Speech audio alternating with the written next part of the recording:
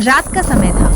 आसमान में काले बादल गरज रहे थे और मूसलाधार बारिश गांव की कच्ची सड़क को कीचड़ में बदल चुकी थी। बिजली की चमक हर कुछ सेकंड में अंधेरे को चीर रही थी। रोहन अपनी बाइक धीरे धीरे चला रहा था। उसके कपड़े पूरी तरह भीग चुके थे और हाथ में फोन की टॉर्च कांपती रोशनी दे रही थी। यार, ये नेटवर्क भी अभी ही जाना था क्या? फोन की स्क्रीन बार बार ब्लिंक हो रही थी। तभी दूर उसे एक पुराना बस स्टॉप दिखाई देता है। वहाँ लगी पीली ट्यूब लाइट लगातार टिमटिमा रही थी। बस थोड़ा रुक जाता हूँ, वरना इस अंधेरे में कहीं फिसल न जाऊं। रोहन बाइक रोककर बस स्टॉप के नीचे खड़ा हो जाता है। बस स्टॉप के पुराने लकड़ी के बेंच पर एक भीगी हुई लाल चुन्नी पड़ी थी, जैसे किसी ने अभी अभी छोड़ दी हो। रोहन धीरे से चुन्नी उठाता है और आसपास देखता है। हेलो, किसी की है क्या ये? चारों तरफ सिर्फ बारिश की आवाज थी। अचानक उसके फोन की घंटी बजती है। स्क्रीन पे कोई नंबर नहीं था, सिर्फ एक शब्द लिखा था, आओ। रोहन घबराकर कॉल उठाता है। कौन है? बोलो, कौन बात कर रहा है? कोई जवाब नहीं आता। रोहन तुरंत कॉल काट देता है। तभी उसकी नजर सड़क के पार एक पेड़ के नीचे खड़ी परछाई पर पड़ती है। वो परछाई बिल्कुल स्थिर खड़ी थी, लेकिन बारिश के बीच उसकी आंखों जैसी दो लाल चमक साफ दिखाई दे रही थी। रोहन जल्दी से बाइक स्टार्ट करने की कोशिश करता है। चलना प्लीज, किसी तरह यहाँ से निकलना है, मुझे बहुत डर लग रहा है। तभी बिजली चमकती है। एक पल के लिए रोहन को दिखता है उस परछाई के गले में वही लाल चुन्नी बंधी हुई थी। तेज हवा चलती है और बस स्टॉप की ट्यूब लाइट अचानक बुझ जाती है। पूरा इलाका अंधेरे में डूब जाता है। उसी अंधेरे में रोहन को अपने कान के पास किसी की गर्म सांस महसूस होती है। रोहन झटके से पीछे मुड़ता है और टॉर्च सीधे बेंच पर मारता है, लेकिन अब वहाँ चुन्नी नहीं थी। बेंच पर पानी से एक शब्द लिखा चमक रहा था, वापस। ये क्या है? उसका गला सूख जाता है। वो जल्दी से बाइक को धक्का देने लगता है। तभी सड़क के बीचों बीच एक लड़की का सिलट अचानक उसके सामने आ जाता है। बाइक फिसलकर कीचड़ में गिर जाती है। रोहन भी घुटनों के बल सड़क पर गिर पड़ता है।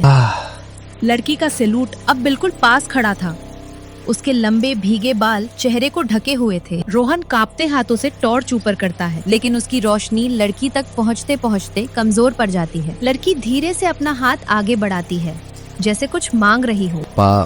पैसे चाहिए, ले लो। वो जेब से वॉलेट निकालता है, लेकिन लड़की कुछ नहीं बोलती। वो सिर्फ अपनी उंगली सड़क की दूसरी तरफ उठाती है। गीले रास्ते पर छोटे छोटे पैरों के निशान जंगल की तरफ जाते दिखाई देते हैं। उसी वक्त फोन फिर बजता है। इस बार स्क्रीन पर लिखा था, चुन्नी। रोहन का हाथ कांपने लगता है। ये सब मेरे साथ ही क्यों हो रहा है? रोहन को अचानक याद आता है बस स्टॉप वाली लाल चुन्नी। वो बाइक के पास घिसट कर जाता है और सीट के नीचे फंसा प्लास्टिक कवर निकालता है। उसके अंदर वही लाल चुन्नी थी। जैसे ही वो उसे बाहर निकालता है, लड़की धीरे धीरे अपना सिर उठाती है। बालों के बीच से उसका पीला चेहरा दिखाई देता है, काले होंठ और बिना पलक झपकाए घूरती सफेद आंखें। बारिश की बूंदें उसके चेहरे पर गिरकर जैसे रुक जाती थी। रोहन कांपते हाथों से चुन्नी उसकी तरफ बढ़ाता है। जैसे ही लड़की का हाथ चुन्नी को छूता है, चारों तरफ की हवा अचानक बर्फ जैसी ठंडी हो जाती है। अंधेरे में पहली बार लड़की की आवाज सुनाई देती है, मुझे घर छोड़ दो। रोहन डर के मारे वहीं रुक जाता है। उसके सामने जंगल की तरफ जाने वाला कच्चा रास्ता दिखाई देता है। लड़की बिना पीछे देखे चलने लगती है और रोहन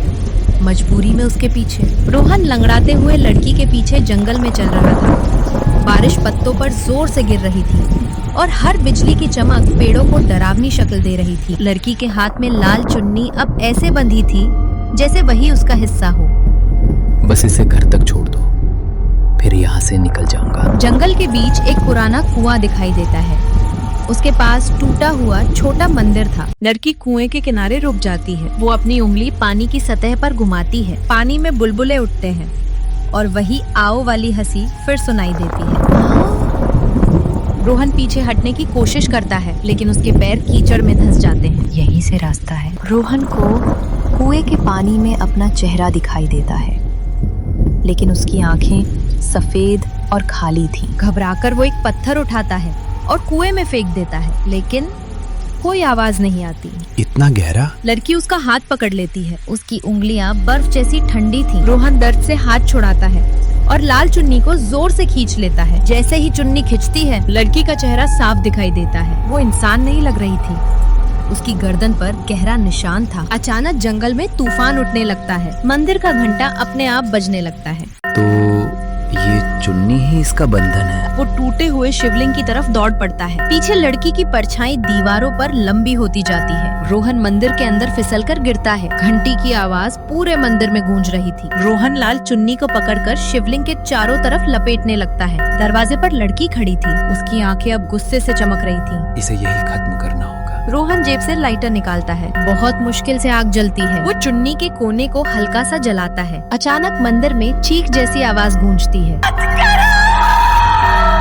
उसकी आवाज अब बूढ़ी औरत जैसी लग रही थी। रोहन आंखें बंद कर लेता है। छोड़ दो, बस छोड़ दो। चुन्नी का धुआं पूरे मंदिर में फैल जाता है। कोए वाली हंसी अब रोने की आवाज में बदल जाती है।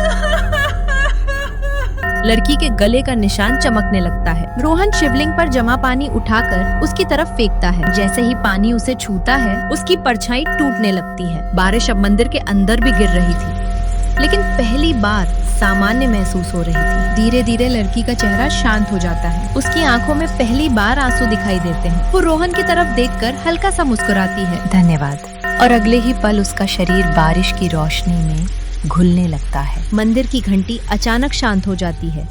रोहन बाहर आता है। जंगल का अंधेरा अब हल्का पड़ चुका था। सड़क पर उसकी बाइक बिल्कुल सीधी खड़ी थी, जैसे कभी गिरी ही ना हो। वो बाइक स्टार्ट करता है। एक ही सेल्फ में बाइक चालू हो जाती है। रोहन धीरे धीरे बारिश में आगे बढ़ जाता है और पीछे मंदिर से एक आखिरी शांत हवा निकलती है, जैसे आखिरकार सब खत्म हो चुका हो।